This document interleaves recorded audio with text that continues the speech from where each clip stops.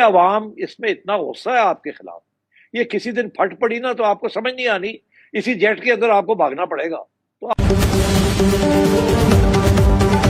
पहले 950 था, अब 1050 है, 100 रुपए बढ़ा इसमें। अगर आज पेट्रोल रात को और महंगा हुआ तो मजीद और किराया पड़ेगा। बहुत किराया बढ़ गया, 2000 पिंडी कर दिया, इतना इन्होंने कर दिया, महंगाई कर दी है। रमजान के महीने में इनको शर्म नहीं आती और आगे मजीद तीन इन्होंने कहना है कि हमने डीजल बढ़ाया है। आप जब घर से निकलते हो कहीं जाने के लिए तो आपका एक जो लीटर पेट्रोल लग गया तो उसमें गवर्नमेंट आपसे 123 रुपए कमा लेती है, बाकी तेल वाले को चले गए। बीच में जो पेट्रोल पंप वाला पायदान है वो भी पैसे ले जाता है, कोई 20-25 रुपए वो भी ले जाता होगा, डीलर भी पैसे ले जाता होगा, ये बाकी लोग भी कमाते हैं।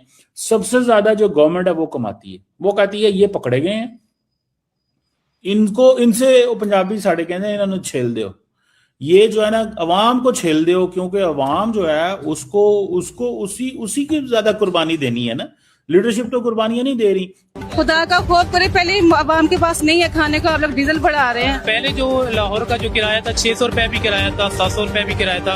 अब एकदम जो क्या जैसे ही पेट्रोल की कीमतें इंक्रीज हुई हैं तो अब किराया जो है वो 900 रुपए है और कहीं पे 950 रुपए भी किराया है। पेट्रोल आज सुबह मैंने 350 रुपए पर लीटर डलवाया है। लक्ष्मी चौक से DHA 5 का 150 रुपए किराया आ रहा है।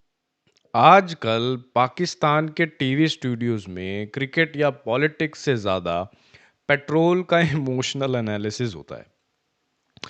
अभी हाल ही में वहाँ पेट्रोल के प्राइस 350 रुपये पर लीटर क्रॉस कर गए और उसके बाद जो डिस्कशन पाकिस्तानी मीडिया और पब्लिक में चल रहा है वो एक इंटरेस्टिंग मिक्सचर है, गुस्सा, फ्रस्ट्रेशन और obviously comparison with India. Ramzan का महीना है, लोग कह रहे हैं घर चलाना मुश्किल हो गया है, ट्रांसपोर्ट का किराया 600 से 900, 900 से 1000 तक पहुंच गया है। क्या किराया है यहाँ पर? बहुत किराया बढ़ गया, 2000 पिंडी कर दिया, इतना इन्होंने कर दिया, महंगाई कर दी है। रमजान के महीने में इनको शर्म नहीं आती और आगे मजीद तीन इन्होंने कहना है कि हमने डीजल बढ़ाया है। खुदा का खौफ करे, पहले अवाम के पास नहीं है खाने का, आप लोग डीजल बढ़ा रहे हैं। लेकिन हम देख रहे हैं कि ईरान की जंग की वजह से तमाम तर मसाइल बढ़ रहे हैं, तो ईरान की जंग एक इंटरनेशनल मसला है, इसमें आप क्या कहती हैं, हुकूमत के लिए क्या सजेशन है? हुकूमत क्यों नहीं स्टैंड ले रही, करना क्यों नहीं कर रही? ये हम गरीबों के लिए क्यों कर रहे हैं सारा कुछ?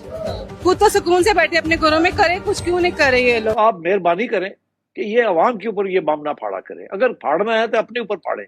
ये जो हमारे जो जिसे कहते हैं स्टेक होल्डर्स, रियासत के जो अलमबरदार हैं, ये हमारे ब्यूरोक्रेट्स, हमारे सरमायादार, हमारे लैंडलॉर्ड्स, तो थोड़ा इनके पर्क्स एंड प्रिविलेजेस कम करें ना। इन्हें कहे यार थोड़ी जी बेल्ट टाइट कर लो, की फर्क पैदा है? तो अब नहीं, वो तो करना नहीं है इन्होंने। खुदा ना ख्वास्ता आने वाले दिनों में कहा जा रहा है पेट्रोल की किल्लत होगी, तो अगर ये रोजगार नहीं करेंगे तो क्या करेंगे? हम घर बैठ जाएंगे, फिर यही होगा। रमजान के महीने में पहले ही बड़े अखराजात होते हैं, तो रमजान के महीने में घर बैठ जाएंगे, कैसे आपके रोजमर्रा की जो मसाइल है वो कैसे हल करेंगे? क्या करें, फिर मजबूरी है, क्या कर सकते हैं, जो कमाते हैं वही खाते हैं हम। और नजर आ रहा है कि पेट्रोल आगे जाके मुश्किल से मिलेगा और यही टेंशन लगी हुई कि क्या करेंगे। ये गवर्नमेंट को और इंडिया के एडवांटेज देखें आप कि उन्होंने तो पंजे की ओच पे आ गई हैं, फिर वो तो मजे ले गए, रशिया से तेल कमाए लेंगे वो, और फिर वो क्या उनकी आप सुने एडवांटेज, उनको एडवांटेज ये है कि वो तेल लेंगे और उस तेल को बेचेंगे, उसको तेल बेचेंगे क्योंकि उनके पास रिफाइनरीज मौजूद हैं, वो रिफाइनरीज हैं उनके पास रिफाइनरीज है भाई, और वो समझते हैं कि ये हमें इन रिफाइनरीज का फायदा उठाना चाहिए, और वो इतनी रिफाइनरी है कि वो समझते हैं कि ये खुद भी अपना तेल बचाएंगे और दूसरी दुनिया को भी देंगे।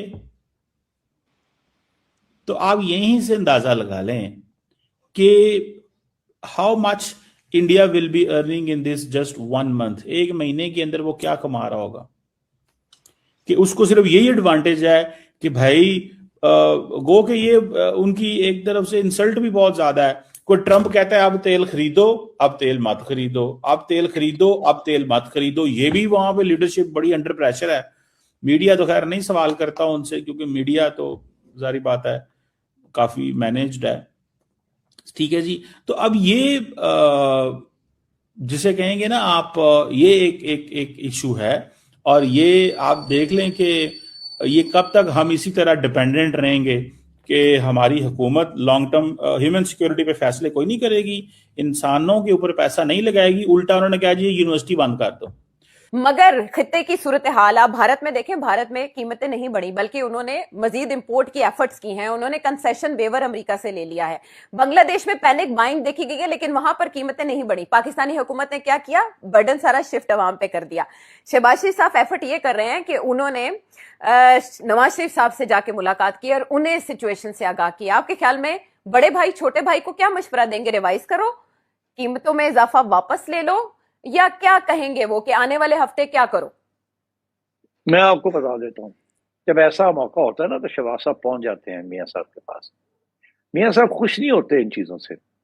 वो जब भी ये इस किस्म का दबाव आता है ना अवाम के ऊपर, तो मुझे पता है कि मियाँ नवाज शरीफ नाराज हो जाते हैं। वो कहते हैं और कोई रास्ता नहीं सी, ये क्यों कीता जे, कोई और रास्ता नहीं है, ऐ नहीं कर सकते, वो नहीं कर सकते। और आगे से फिर ये वो जो ब्यूरोक्रेसी ने पूरे टॉकिंग पॉइंट्स दिए होते हैं ना, वो फिर प्राइम मिनिस्टर साहब जाके और बड़े मियाँ साहब को बताओ, वो चुप कर जाते हैं। He is not in government.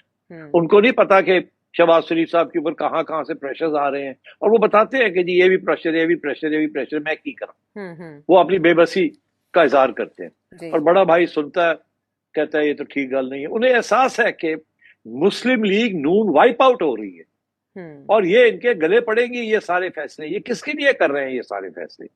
ये अपनी वफात की तैयारी कर रहे हैं ये लोग सियासी तौर पे। इनका क्या ख्याल है, इससे पाकिस्तान को बचा लेंगे ये? अगर पाकिस्तान को बचाना है तो फिर जाते ना जाके डोनाल्ड ट्रंप को कहते कि अगर आपने इंडिया को दे दी है ये सहूलत कि वो रूस से मंगवा ले, तो हम भी मंगवा लेते हैं रूस से। हमें भी बड़े मसले बने हुए हैं और रूस के साथ हमारे तल्लुकात बनाने थे। नहीं, वहां नहीं पहुंचेंगे, वहां तो उनको नोबेल प्राइज देने की तैयारी हो रही थी। तो अब बात यह है कि आई एम सॉरी, ये it is very annoying and irritating कि आप लोग किस किस्म की पॉलिसीज आप बनाते हैं। अब आप आगे, अब मुझे पता है जो आप सवाल की तरफ जाएंगे कि सऊदी अरेबिया और पाकिस्तान के दरमियान क्या होने जा रहा है, और वहां भी बड़े मसले हैं। मुझे नहीं समझ आती हम कैसे निकलेंगे। पाकिस्तानी चैनल्स बोल रहे हैं इंडिया को एडवांटेज मिल गया है, इंडिया रशिया से ऑयल ले रहा है, इंडिया रिफाइन करके यूरोप को बेच रहा है। बात बिल्कुल सही है, लेकिन एक छोटी सी डिटेल मिसिंग है। रिफाइनरीज, इंडिया ने डिकेड से रिफाइनरीज बिल्ड की हैं, इंफ्रास्ट्रक्चर बनाया है, लॉन्ग टर्म एनर्जी प्लानिंग की है। इसलिए अगर रशिया से ऑयल आता है तो इंडिया उसको रिफाइन करके एक्सपोर्ट कर सकता है, बट आप लोग नहीं कर सकते। ये ओवरनाइट डिसीजन नहीं होता, ये पॉलिसी, इन्वेस्टमेंट और प्लानिंग का रिजल्ट होता है। पाकिस्तान मीडिया का टोन कभी कभी ऐसा लगता है इंडिया कर रहा है तो हम क्यों नहीं कर लेते, हम क्यों नहीं कर सकते। लेकिन इकॉनमी व्हाट्सएप फॉरवर्ड से नहीं चलती है, उसके लिए इंडस्ट्री, इंफ्रास्ट्रक्चर और स्टेबिलिटी चाहिए। आपकी गवर्नमेंट में स्टेबिलिटी होनी चाहिए। पाकिस्तान में इस वक्त बर्डन पब्लिक पर डाल दिया गया है। ब्यूरोक्रेट्स, लैंडलॉर्ड्स और इलाइट्स का पर्क्स कम नहीं किया जा रहा है। पर प्रॉब्लम एक है, पॉलिसी बनाना और पॉलिसी इम्प्लीमेंट करना दो अलग चीज़ें होती हैं।